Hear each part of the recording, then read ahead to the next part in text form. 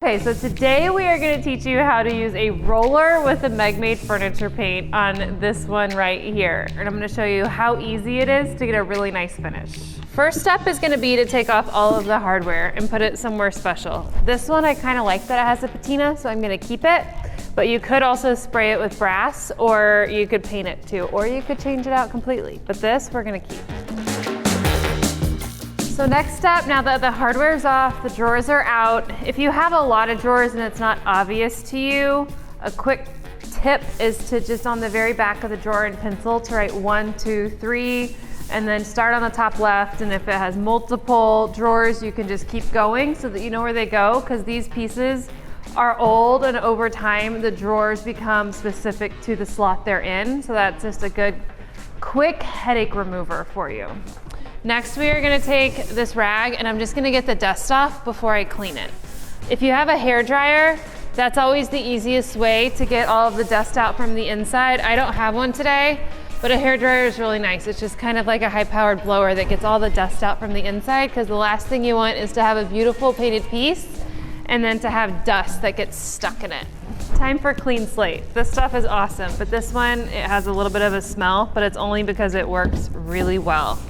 So we're gonna go over the whole piece. This is a really important step because anything that has been on here in time, whether it was greasy or whether it was oily, you wanna get it off, because the paint only adheres to what it is painted onto. And if it's painted onto something oily or greasy or waxy, it's gonna chip. Although the prep is the most tedious part and you just want to get to the good part of the paint, is also the most important part to have a perfect finish. So take your time doing this and do it right.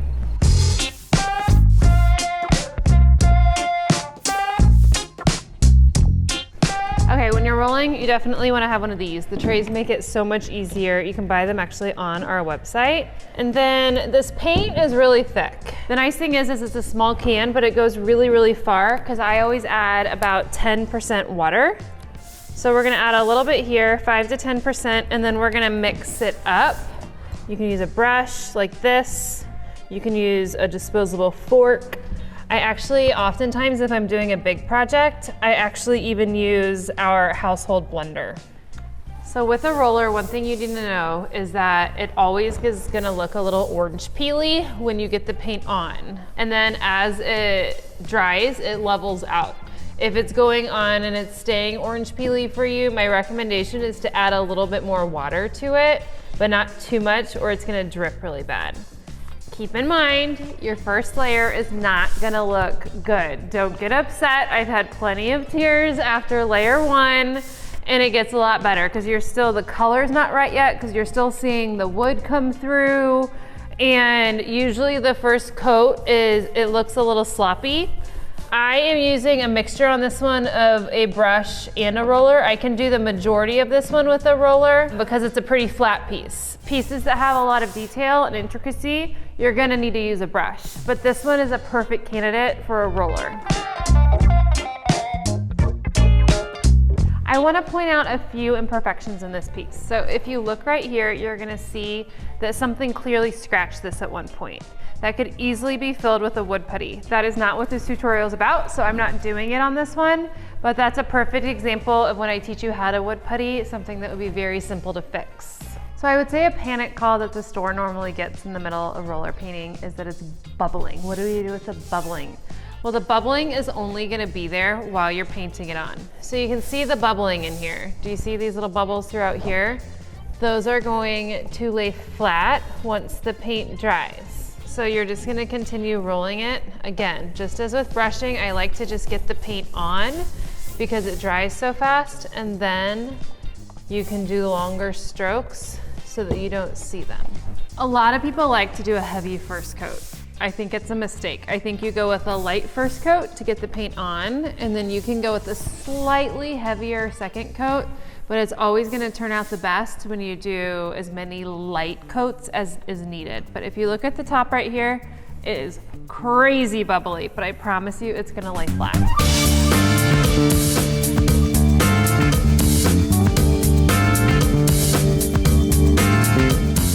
And now we're gonna do the last step, well, kind of last step. and we're gonna wax it. So we're gonna be using the Mind Your Own Beeswax. We're putting it on with the other half of Joe's old t-shirt. And this stuff is really easy to work with. You can also use the puck wax, which is a harder wax, but I prefer using this because it goes on a lot easier. And now you're gonna see that paint color getting darker as it goes on. I like to do it in a circular motion so it really pushes it into the paint.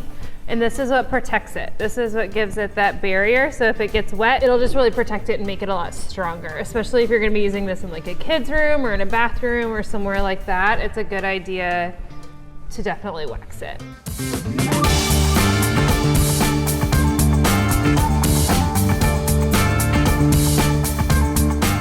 I love the wax, and what you can actually do is you can let it sit on here for 24 hours because it gives it a slight sheen right now. But if you want a glossier sheen or a little bit more of a satin, then after 24 hours you can take another rag and you can buff it with the rag, or you can take, I think it's 5-0 steel wool, and lightly go over it, and it'll make it even shinier, and it'll really get that wax all the way into the paint.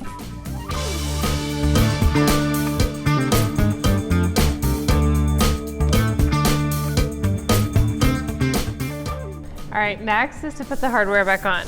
As I said earlier, we are not going to spray this or change out the hardware because I really like the patina on this. So we are just gonna put it right back on. And I think it really pops now against the green.